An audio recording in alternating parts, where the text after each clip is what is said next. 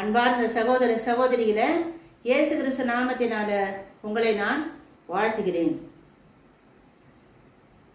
இப்போ நம்ம என்ன செய்தியை நம்ம பார்க்க போகிறோம் அப்படின்னு சொன்னால் குற்றப்படுத்துகிற ஆவியை பற்றி நம்ம பார்க்க போகிறோம். நம்ம இன்னொருத்தரை குற்றப்படுத்துகிறோம் இல்லை, நம்ம இன்னொரு மனிதர்களை குற்றப்படுத்துகிறோம்.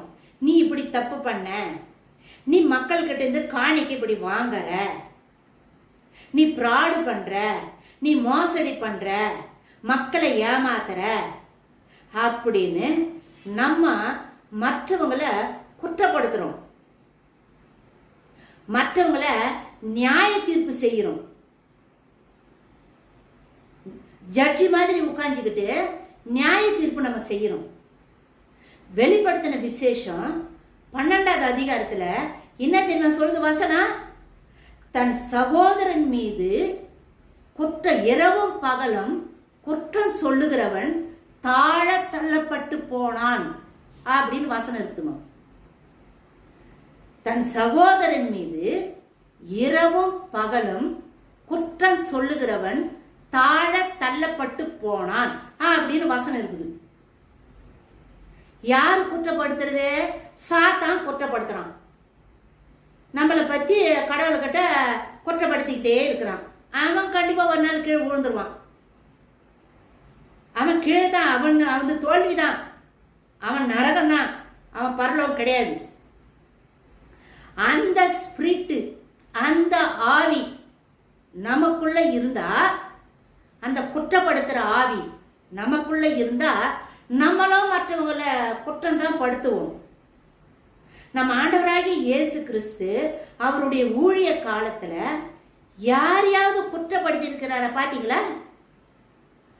விபச்சாரத்தில் பிடிக்கப்பட்ட பெண்ணை கொண்டு வந்து இயேசு முன்னாடி நிக்க வச்சாங்க.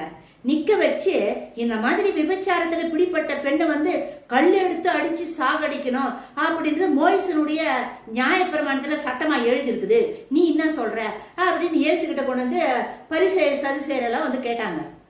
அதுக்கு நம்ம ஆண்டவராகிய இயேசு கிறிஸ்து என்ன சொன்னாருங்க? உங்களில் எவன் தவறு செய்யாம இருக்கிறானோ அவன் முதல் கல்ல இந்த பெண் மேல எரியட்டும் அப்படின்னு சொல்லி சொன்னாரு. எரிஞ்சாங்களா? ஒருத்தர் கூட ஒரு கல்ல கூட எரியல. ஏன்? எல்லாரும் தவறு செய்தவங்க தான், எல்லாரும் தவறு செஞ்சவங்க தான். விபச்சாரத்தில் பிடிக்கப்பட்ட பெண்ணை மட்டும் கொண்டு வந்துட்டாங்க. விபச்சார பாவம் செய்யறதுக்கு 2 பேர் வேணும், ஒரு ஆண் வேணும், ஒரு பெண்ணு வேணும். ஆனா இவங்க பெண்ணு மட்டும் கொண்டு வந்து நிக்க வைக்கிறாங்க. அப்ப ஆண் எங்க? ஆண்டவர் கேட்டாரு, உங்கள எவன் தப்பு பண்ணலையோ அவன் முதல் கல்லை எடுத்து அடிக்கிட்டோம்ட்டாரு. அப்படின்னா எல்லாரும் பாவம் செஞ்சவங்க தான். இந்த பூமியில யாருமே நல்லவங்க கிடையாதுங்க. கிறிஸ்துவங்களா இருந்தா கூட, ரட்சிக்கப்பட்டு இருந்தா கூட, பரிசுத்தமான வாழ்க்கை வாழ்ந்து இன்னி தீர்க்கதரிசி ஆயிரு, மேய்ப்பன் ஆயிரு, போதகன் ஆயிரு, நீ யாரா இருந்தாலும் எல்லாருக்கிட்டையும் பாவம் இருக்கும். ஏதாவது ஒரு விதத்துல தவறு செய்வோமா? தவறு செய்யாத மனிதனே கிடையாது.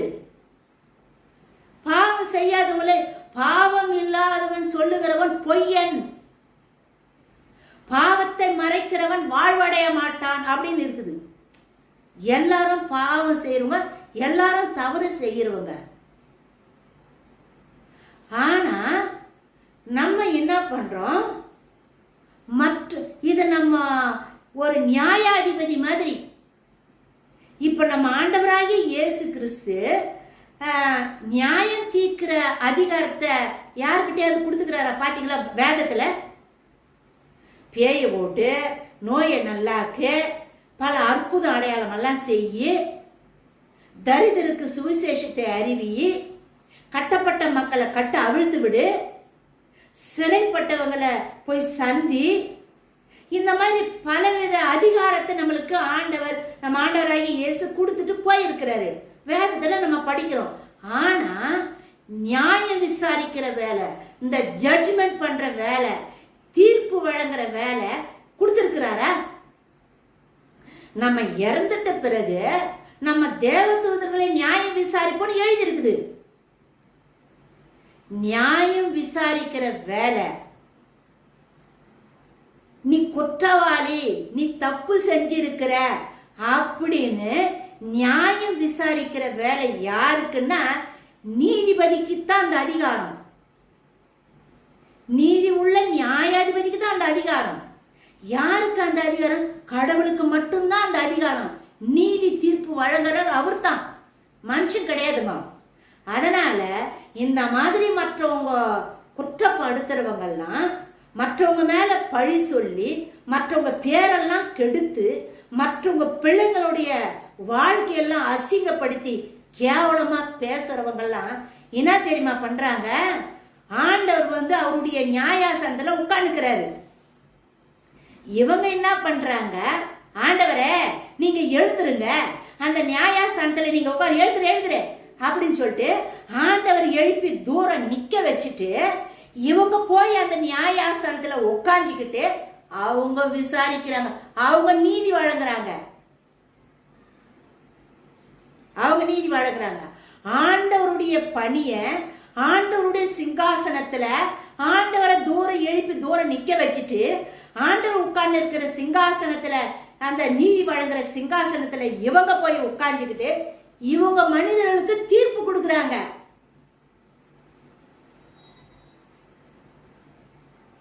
நம்மளை யார் தெரியுமா நியாயம் விசாரிப்பாங்க? இறந்துட்டாக்கா வார்த்தை தான் நியாயம் விசாரிக்கும். வார்த்தை தான் நம்மளை நியாயம் விசாரிக்கணும், வேதத்திலேயே எழுதிருக்கு. அப்ப அந்த வார்த்தையின்படி நம்ம எல்லாருமே இந்த பூமியில் இருக்கிற ஒரு மனிதனும் கடவுளுக்கு முன்னாடி அந்த வார்த்தைக்கு முன்னாடி போய் நிற்கும். இறந்துட்டு பேர் போய் நிக்க போறோம், விசாரணைக்காக நிக்க போறோம். அப்படி நிற்கும் போது நீங்க என்ன சொல்லுவீங்க? ஏன்னா இந்த உலகத்திலே மற்றவங்களுக்கு நீங்க தீர்ப்பு கொடுத்துருக்கிறீங்க, நியாயாதிபதி ஆக்குறீங்க, ஜட்ஜ் ஆக்குறீங்க, குற்றப்படுத்துறீங்க, அநியாயமான தீர்ப்பெல்லாம் கொடுத்துட்டு வரீங்க.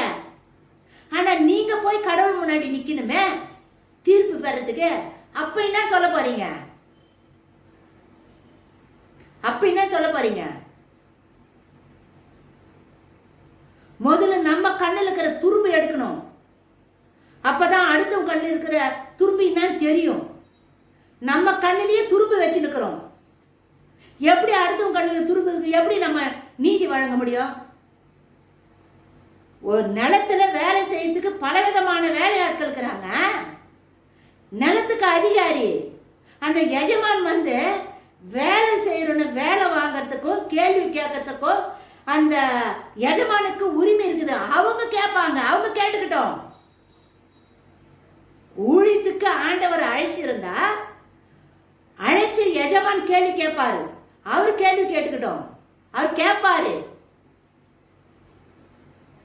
அவர் நியாயாதிபதி, நீயும் நானும் நியாயாதிபதி கிடையாதுங்க. அவர் ஜட்ஜி, நீயும் நானும் ஜட்ஜி கிடையாது. நம்ம தீர்ப்பு வழங்குறதுக்கு அவர் முன்னாடி நம்ம போய் நிக்க போறோம். இந்த உலகத்துல பணம் சம்பாதிக்கணும் அப்படின்றதுக்காக மற்றவங்க பேரை கெடுத்து மற்றவங்க ஊழியத்தில் அவதூறை கொண்டு வந்து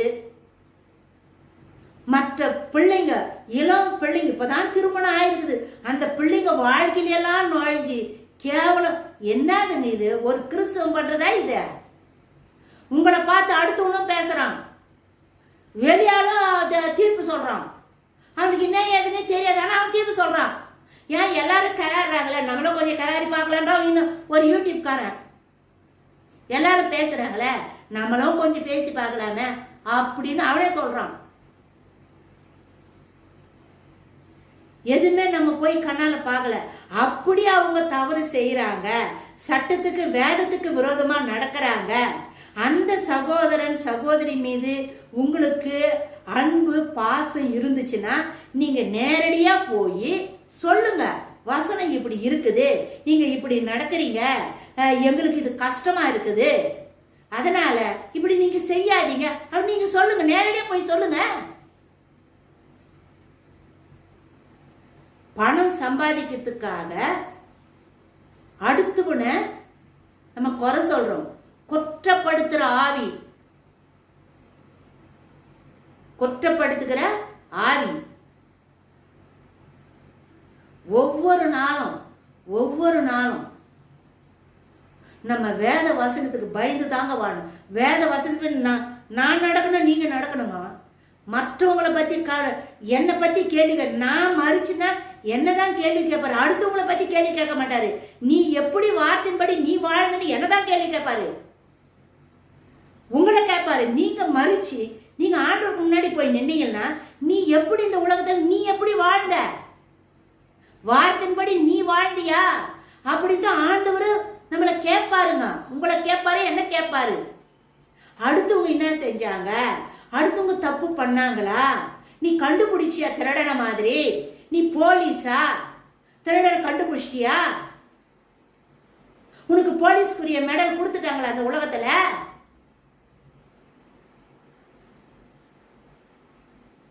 ஸோ நம்ம கிறிஸ்துவங்க மற்றவங்களுக்கு ஆறுதலா இருக்கணும். ஒருவர் தாங்கி ஜெபிக்கணும். ஒருத்தருக்கு ஒருத்தர் நம்ம ஆறுதலா இருக்கணும். ஏன் தெரியுமா இந்த செய்தியை நான் வீடியோவில் பதிவு பண்றேன்?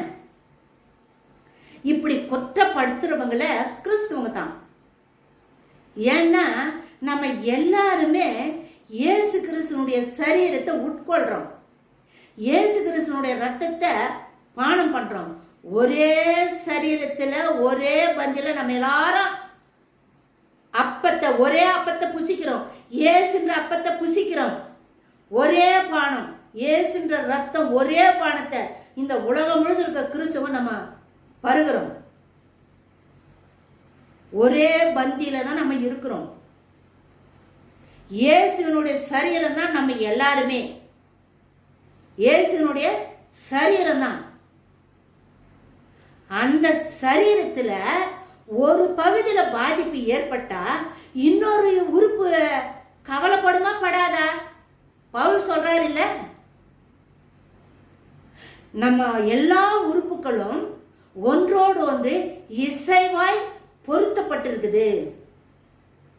காலுக்கு அடிபட்டா எல்லா உறுப்பும் சேர்த்து கவலைப்படுது. அது போல இயேசு கிறிஸ்துவுடைய சரீரத்துல ஒரு அங்கமா நான் இருக்கிறதுனால தான் இந்த விஷயத்தை உங்ககிட்ட நான் சொல்றேன். நானும் இயேசு கிறிஸ்துவனுடைய சரீரத்துல ஒரு அங்கம். நம்ம இப்படி செய்யக்கூடாது. நம்ம நியாயாதிபதி கிடையாது, நம்ம ஜட்ஜி கிடையாது. நம்ம எல்லாருமே ஆண்டவர் முன்னாடி போய் நிக்க போறோம் தீர்ப்பு பெறறதுக்காக. நம்மளுக்கு இந்த உலக வாழ்க்கை கொஞ்ச நாள் வாழ்க்கை தான். அழிஞ்சு போற வாழ்க்கையைக்காக அழியாத வாழ்க்கைய நம்ம இழக்க கூடாது. பொண்ணு, பொருள், பணம், ஆஸ்தி, அந்த எல்லாமே இந்த உலகத்துக்கு குறித்தெல்லாம் அழிஞ்சிடும். போக சொல்ல நம்ம என்ன எடுத்துட்டு போறோம்? நம்ம செய்த புண்ணியங்கள் தான் நம்மளோட கூட வரப்போகுது. அதனால இந்த உலகத்துல இருக்கிற வரைக்கும் நம்ம புண்ணியங்களை சேர்த்து வச்சுக்கிட்டு பரலோகத்துக்கு போலாங்க. அழிந்து போற உலகத்தை நாடாதபடி, அழிந்து போற உலக பணத்துக்கும் பொருளுக்கும் ஆசைப்பட்டு மற்றவங்க பேரை கெடுக்காத மாதிரி, இதனால பரலோக வாழ்க்கை நம்ம இழந்துடாத மாதிரி நம்ம கிறிஸ்துவின் வழியில நடக்கணும். கிறிஸ்துவின் வழியில நடக்கணும். அதனால நம்ம எல்லாருமே இயேசு கிறிஸ்து சரீரமா இருக்கிறோம். நம்ம எல்லாருமே இயேசு கிறிஸ்துனுடைய சரீரத்தை உட்கொள்றோம். ஒரே இயேசு கிறிஸ்து ஒரே சரிதான். அந்த ஒரு சரீரத்தை நம்ம எல்லாரும் விட்டு சாப்பிட்றோம். இயேசு கிறிஸ்து இருக்கிற சரீரத்தில் இருக்கிற ரத்தத்தை தான் நம்ம எல்லாரும் கொஞ்சம் கொஞ்சமாக குடிக்கிறோம். ஒரே பானம் பருகிறோம், ஒரே சரீரத்தை உட்கொள்றோம். ஒரே இயேசு கிறிஸ்து சரீரத்தோட இசைவாய் பொருத்தப்பட்டு கட்டடம் போல நம்ம இந்த உலகத்துல வாழ்ந்துட்டு இருக்கிறோம்.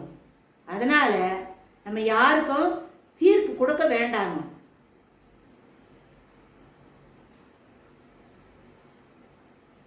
மாரநாதா.